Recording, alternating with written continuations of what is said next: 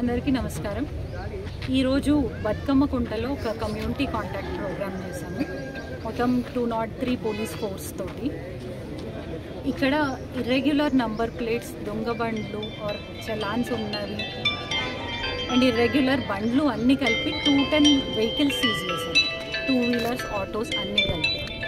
Basically ఈ programme యొక్క main ఉద్దేశం ఏంటంటే ప్రజలకి భరోసా కలిగించడం, ప్రజల సేఫ్టీ దాన్ని దృష్టిలో పెట్టుకొని ఈ ప్రోగ్రామ్ చేయడం జరిగింది.